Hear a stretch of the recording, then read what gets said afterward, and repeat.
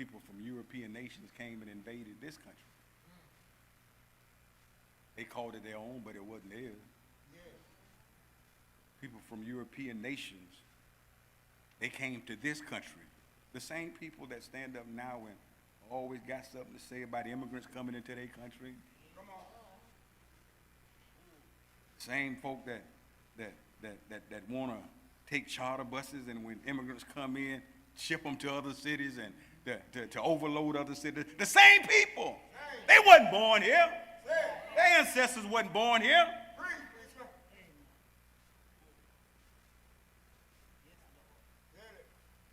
And so this country, America, not France, this country, America, in 1915, this country invades Haiti.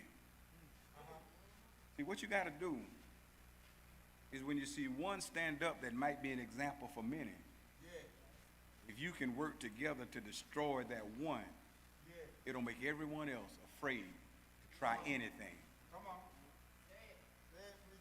In this country, the one that they talking about, make it great again. This country in 1915 invaded an independent country.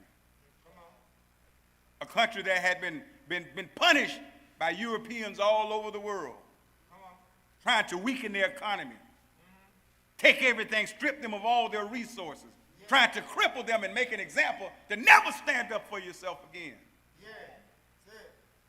Then this country not only economically, but they physically invaded this country that should have been an example. Everybody born out of the motherland. Everybody with melanated skin that wanted to stand up for themselves, knew they weren't treated right. This country invaded Haiti and was there from 1915 to 1943. Ain't even their country. And they've invaded this country from 1915 to 1943, trying to destabilize as much as possible. Now they'll lie to you and say we were there for this. How can America go and be an example for anybody? How can America go and be a moral code for anybody?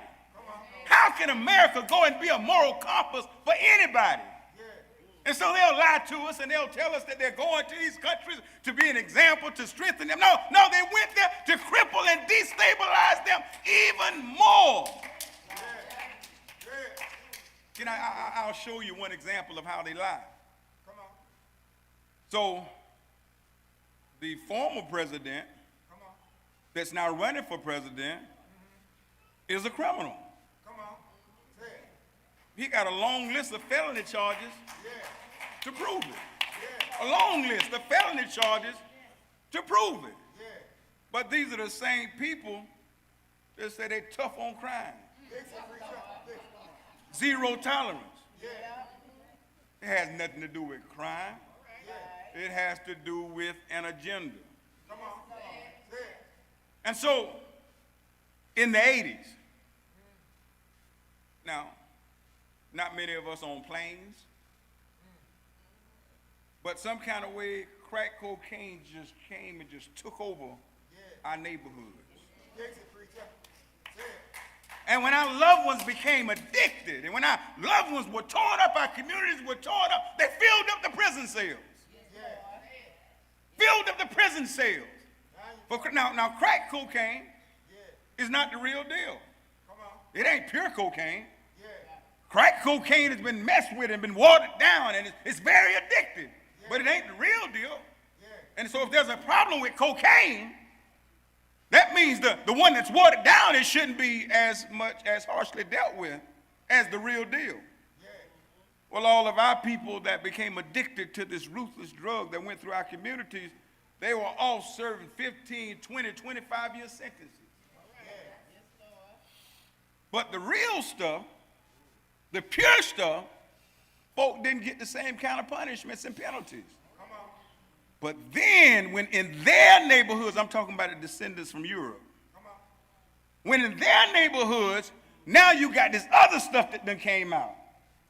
meth and all this other kind of stuff, opium, all this kind of stuff that came out. Now it's a health crisis. And now we're trying to find, because now their people are walking around like zombies. Their people are getting addicted. Their children are being affected. And now it's a health crisis.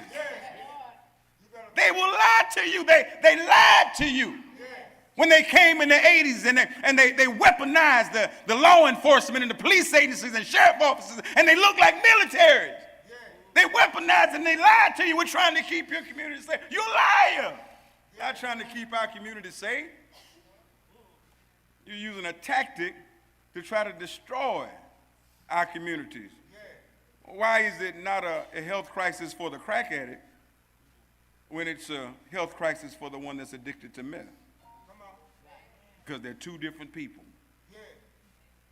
And so they went and so forth. 1915 and 1940, they were trying to control and have political influence over a country that was not even theirs. But what it did is say, man, if they mess around and get black folk in America to rise up, they mess around and get black folk all over the world to rise up and demand. It's important, it's necessary that we make them think less of themselves. And then what happens when people get you in that place, and then you begin to get so frustrated when you fight against one another. When you begin to destroy one another, come against one another because you can't get your hands on the one that's doing the real damage to you. And then there's a lot of infighting, a lot of coming against one another. Then they point out black, then they point out black on black crime. But that's because we can't get our hands on y'all. Ain't black on black crime because black folk hate black folk. We just happen to be near each other and in frustrated, oppressed places and positions in life to where we take it out on the one that's the closest.